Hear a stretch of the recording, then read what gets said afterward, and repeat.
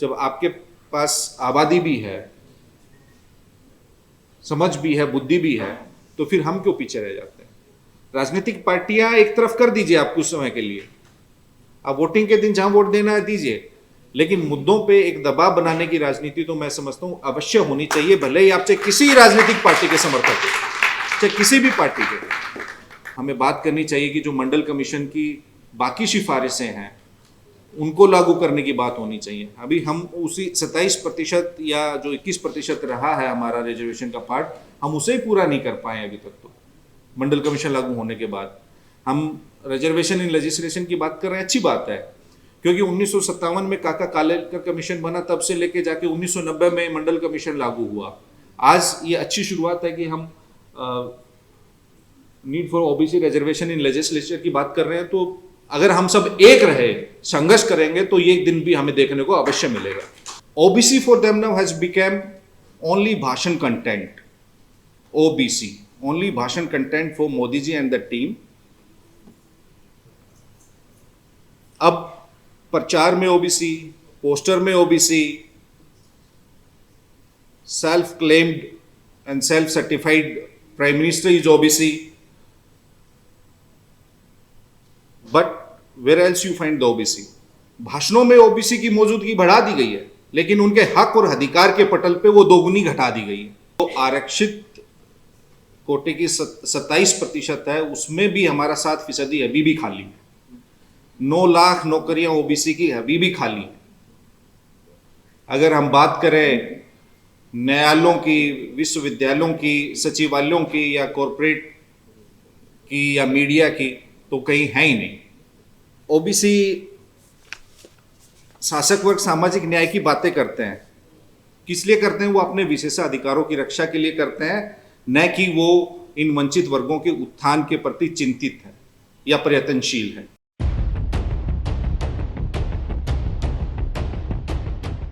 आज मंडल दिवस के उपलक्ष्य पर आयोजित इस कार्यक्रम में डायस पर उपस्थित सभी सम्मानित अतिथिगण और मेरे समक्ष उपस्थित सभी प्रबुद्ध नागरिक जो हमेशा से एससी, एसटी और ओबीसी के हक और अधिकार को लेके चिंतित रहते हैं और संघर्षशील भी रहते हैं।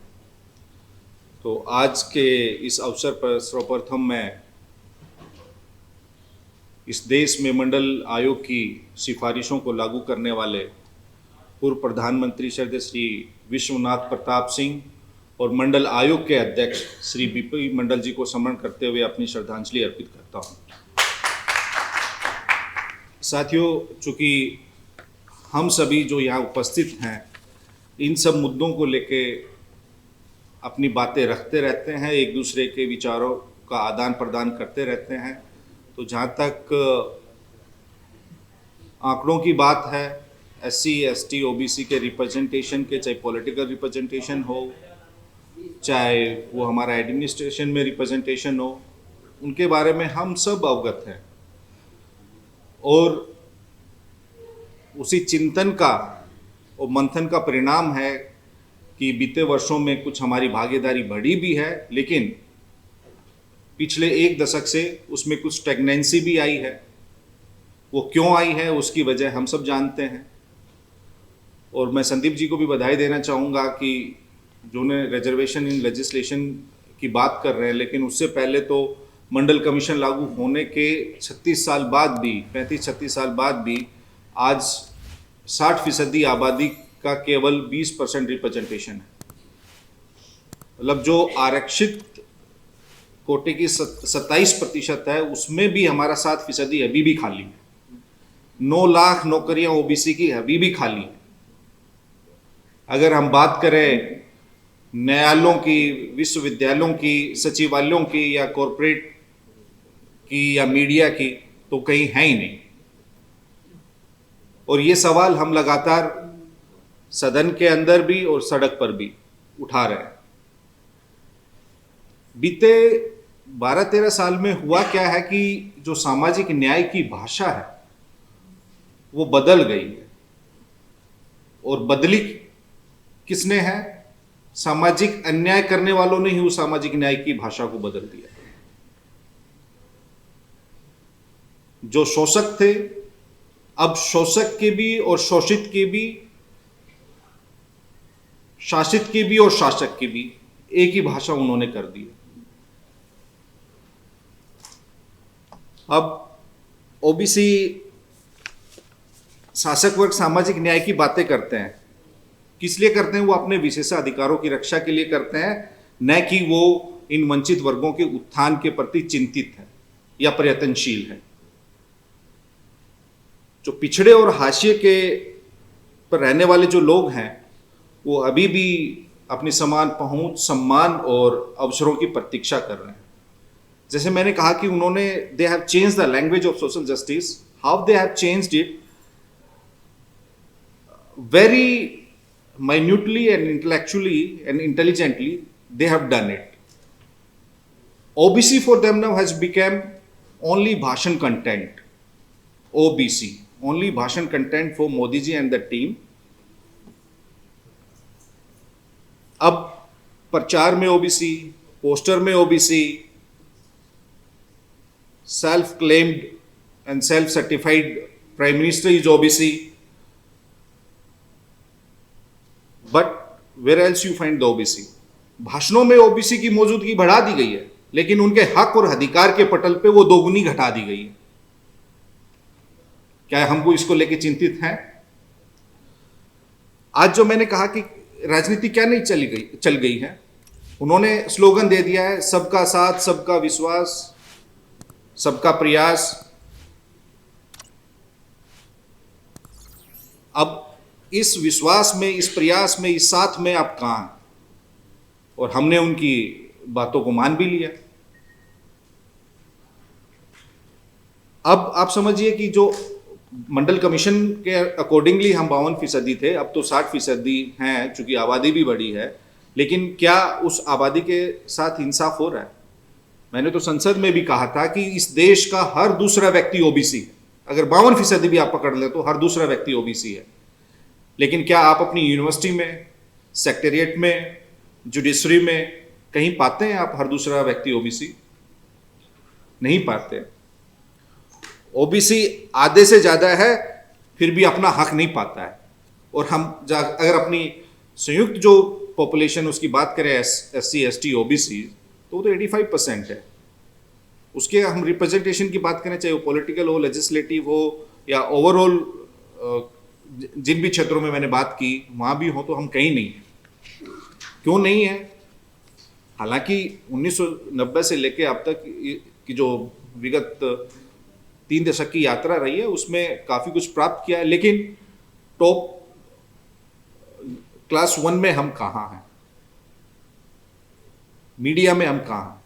आज भी जितने भी भाई बंधु दिख रहे हैं, इसमें आप देखिएगा कि जो लोग हमारे हक अधिकार को लेके, हमारे प्रतिनिधित्व को लेके चिंतित है, वो यहाँ उपस्थित हैं, अदरवाइज नहीं है।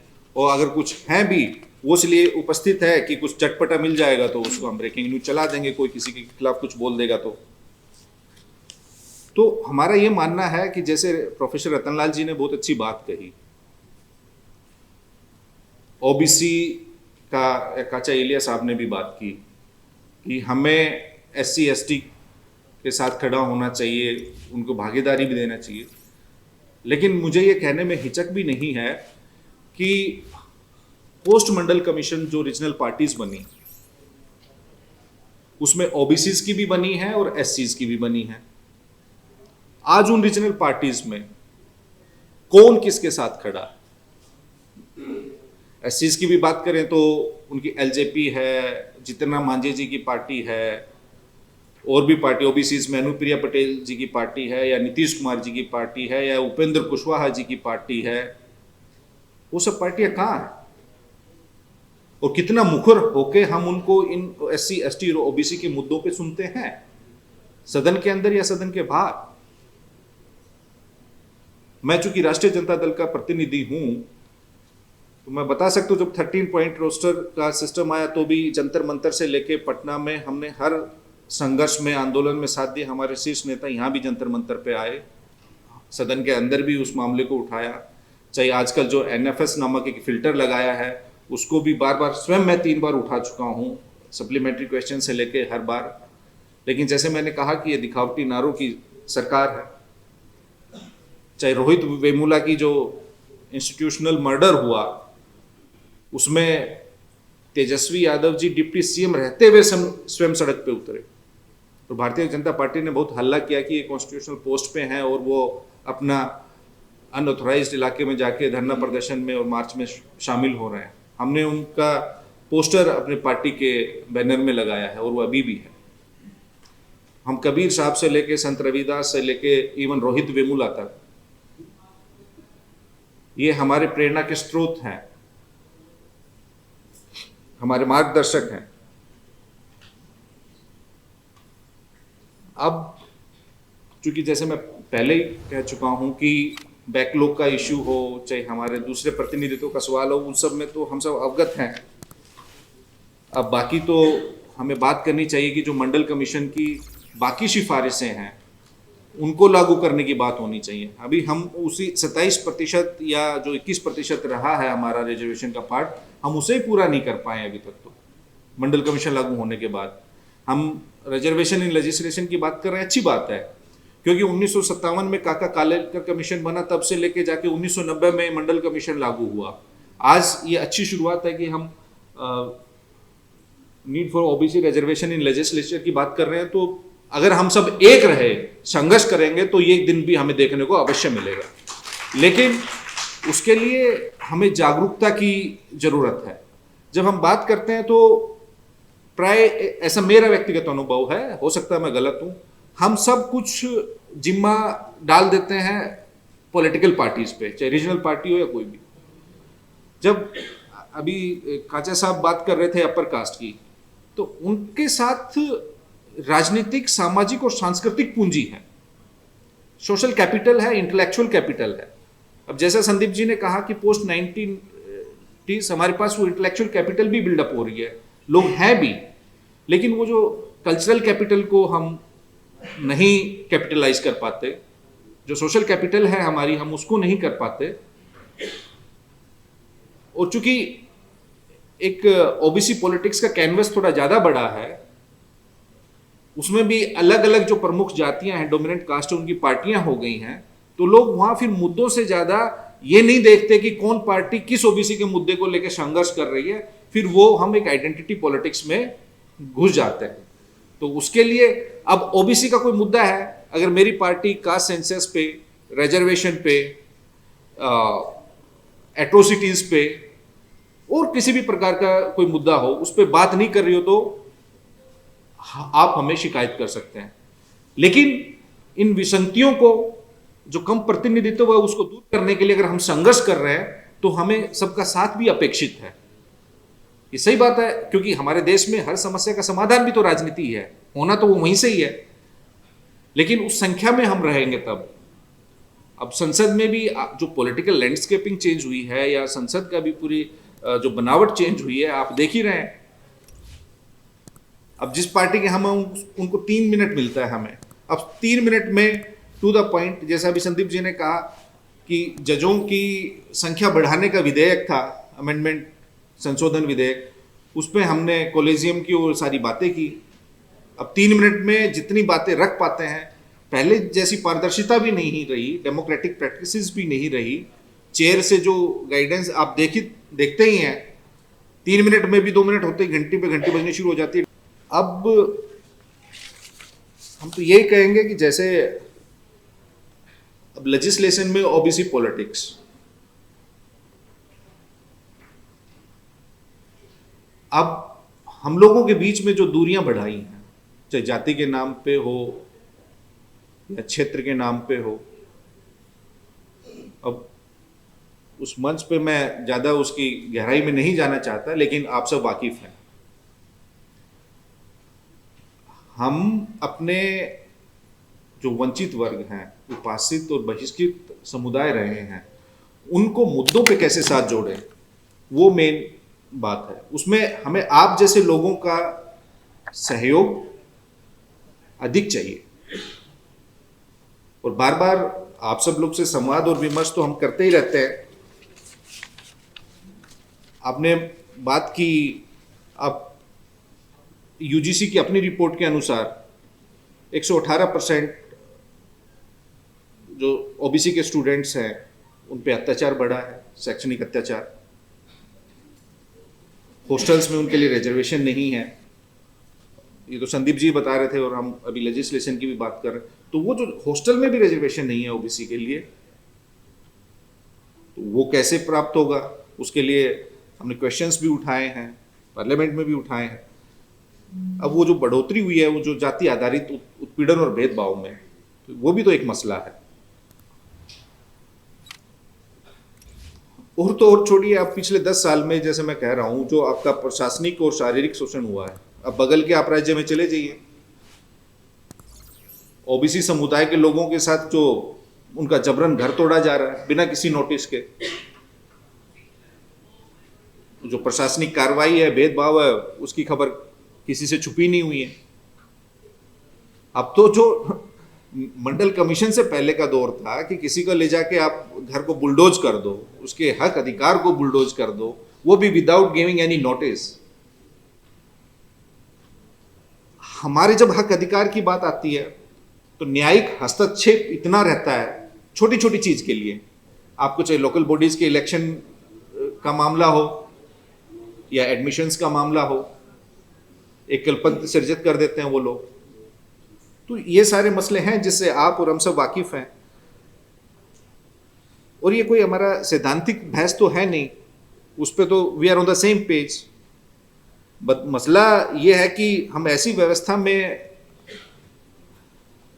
अपने हक अधिकार और न्याय के लिए संघर्ष कर रहे हैं जहां जो ये लोग समानता का तो वादा करते हैं लेकिन उसका समाधान नहीं देते। अब चूंकि सबका साथ सबका विश्वास, ये वादा तो करते हैं कि हम सबको न्याय दे रहे हैं, तो फिर अन्याय इस देश में किसके साथ हो रहा है? अभी कह रहे हैं कि हम हर किसी को न्याय मिल रहा है and we buy their points, but फिर अन्याय किसके साथ हो रहा है? अब जैसे मैंने कहा कि 60% आबादी है, उसका अभी रिप्रेजेंटेशन 20% है, और आपने जो EWS लेके आए 10%, उनको सीधा आपने आरक्षण दिया, तो 60% को लेने में इतना साल लगा, लेकिन कोई ममरिंग हुई, कोई जुडिशियल इंटरफेरेंस उसमें हुआ नहीं हुआ, और आपको तो जो मिलता है उसी में इतना इंटरफेरेंस रहता है। तो जो वो न्यायिक विसंगतियां हैं, जो हस्तक्षेप है, उस न्यायिक हस्तक्षेप को भी मैं समझता हूं हमारे एक सामूहिक प्रयास से दूर होगा, क्योंकि आजकल किसने क्या ट्वीट किया वो सब लोग देखते हैं, उस पर स्वीपिंग स्टेटमेंट्स भी आ जाती हैं न्याय के मंदिर में बैठे लोगों की, लेकिन जब हमारे अधिकार की बात आती है तो वो वीटो लग जाता है, कहीं ना कहीं एक राइडर लग जाता है कि if this happens then only this would be applicable. तो मैं समझता हूं उसमें सिविल सोसाइटी के लोग, हमारे जो लोग हैं, वो ज़्यादा आवाज़ उठाएंगे। जैसे अभी इलिया साहब ने कहा कि एक शब्द निकला और एक पार्टी बन गई, और ये हुआ। जब आपके पास आबादी भी है, समझ भी है, बुद्धि भी है, तो फिर हम क्यों पीछे रह जाते हैं? राजनीतिक पार्टियां एक तरफ कर दीजिए आप कुछ समय के लिए, आप वोटिंग के दिन जहां वोट देना है दीजिए, लेकिन मुद्दों पे एक दबाव बनाने की राजनीति तो मैं समझता हूं अवश्य होनी चाहिए, भले ही आप चाहे किसी राजनीतिक पार्टी के समर्थक हो, चाहे किसी भी पार्टी के।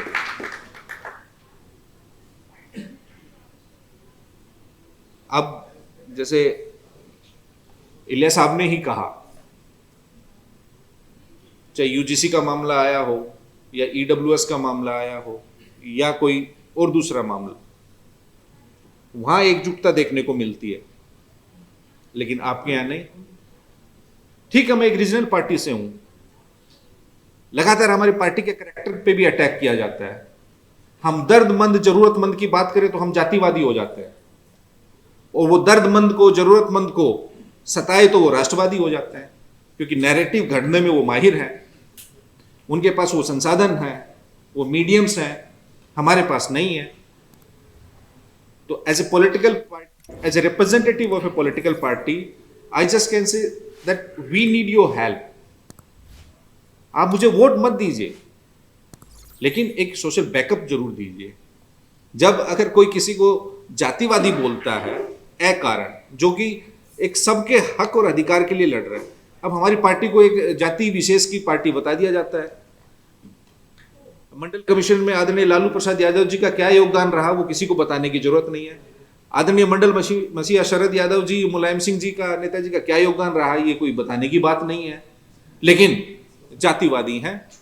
और आप जब आंकड़ों पे आप बात करेंगे, चूंकि आप सब बुद्धिजीवी लोग हैं इसलिए मैं बात करना चाहता हूं, तो आप वो जिस जाति से ये तीनों नेता संबंध करते हैं आप उनका प्रतिनिधित्व उठा के देखिए, चाहे वो क्लास 1 में हो, 2 में हो, 3rd में हो या 4th में हो।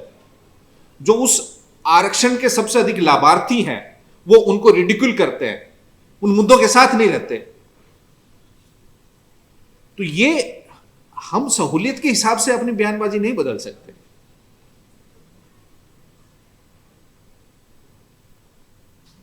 जब श्री रामविलास पासवान जी हार गए तो लालू जी ने उनको राज्यसभा भेजा कि वो एक मुखर आवाज है, दलितों की, पिछड़ों की, ओबीसी की, सबकी आवाज उठाते हैं, तो उन्होंने उनको राज्यसभा भेजा। जब बहन मायावती जी अब पीछे नहीं हुई तो लालू प्रसाद जी पहले ऐसे व्यक्ति थे प्रथम जो उन्होंने उनको फोन किया कि बहन जी आप मेरी पार्टी से आप राज्यसभा चली जाइए। तो जब इन मुद्दों की बात आती है कि वहां सदन में कौन होना चाहिए, नहीं होना चाहिए, उसमें वो हमेशा खुले मन से और दिल से उन नेताओं के साथ भी और उन पार्टियों के साथ खड़े रहते हैं। वही जब श्री नीतीश कुमार जी, आपने देखा होगा उन्होंने कितनी बार कहा कि हमारी पार्टी को ये लोग खाना चाहते थे, खत्म करना चाहते थे, वो फिर आगे बढ़ के उनको 2 बार जीवन दान दिया, राजनीतिक जीवन दान, लेकिन उनको बदले में क्या मिला? तो वो तो एक व्यापक, जब इन उपेक्षित, वंचित और लांछित वर्गों की राजनीति और उनके अस्तित्व पे संकट आता है, तब हमारी पार्टी और हमारे नेता हमेशा साथ खड़े रहते हैं। और जैसे मैंने कहा कि इतने साल भी आरक्षण लागू होने के बाद तेजस्वी यादव जी मात्र 17 महीने के लिए उप मुख्यमंत्री बने। उन्होंने इन 17 महीनों में 5 लाख नौकरियां सुनिश्चित की और उसमें 27% आरक्षण ओबीसी के लिए और SC/ST का जो 21% था उसमें एक भी पद खाली नहीं रहा, ये सुनिश्चित किया। और उसी 17 महीने में बिहार देश का ऐसा प्रथम राज्य बना जहां जातिगत जनगणना हुई, सब जातियों के आंकड़े आए, उनकी शैक्षणिक स्थिति क्या है, सामाजिक स्थिति क्या है, आर्थिक स्थिति क्या है, उसके बिल्कुल आईने की तरह वो आंकड़े सबके सामने आए। वो ऑनलाइन भी, गूगल पे भी वो सोशियो इकोनॉमिक रिपोर्ट जो बिहार की है 2023 वो उपलब्ध है, आप देख सकते हैं कौन जाति कितना पढ़ी लिखी है और किसका क्या प्रतिनिधित्व है। तो लास्ट में बस मैं इतनी बातें कहूंगा, इससे ज्यादा नहीं। अब हमें अपने जो लिखित अधिकार और वास्तविक न्याय के बीच की जो खाई है उसको पाटने के लिए हमें निरंतर प्रयास करने होंगे, राजनीतिक साहस दिखाना होगा और जन जागरूकता की आवश्यकता जरूर है, और उसमें आप जैसे बुद्धिजीवियों का सहयोग सबसे अधिक अपेक्षित है। यह लड़ाई केवल हमारे रिप्रेजेंटेशन की नहीं है, बल्कि हमारे समावेश, गरिमा, सम्मान के लिए, ताकि उसमें कोई हमारा SC भाई पीछे ना छूटे, कोई ST ना छूटे, कोई गरीब ना छूटे, कोई वंचित ना छूटे, सब लोग एक साथ रहें। लेकिन हम अपने आप में ये संकल्प लें आज मंडल दिवस के अवसर पर कि मैं, मेरे जितने भी फ्रेंड सर्कल है, रिश्तेदार है, सबको हम कहीं ना कहीं थोड़ा सा वैचारिक रूप से समृद्ध अवश्य करें। जैसे रतनलाल जी ने ठीक कहा कि वो भटकाव और बहकाव हर जगह है अब, और इस सांप्रदायिकता की राजनीति की काट केवल सामाजिक न्याय की राजनीति है। 1990 में भी वो हुआ, तब जब मंडल आया तो कमंडल लेके निकले। तो जो ये छद्म वेश कुछ अपने आप को पिछड़ा घोषित करके और पिछड़ों के ही साथ अन्याय कर रहे हैं, तो उनको पहचान कर हमें स्वयं की भी अपनी खामियों को दूर कर एक मजबूत एकजुटता बना के अपने हक अधिकार के लिए जरूर लड़ना चाहिए। यही मेरी आपसे अपेक्षा है और यही कामना है। आप सब लोगों का बहुत बहुत धन्यवाद।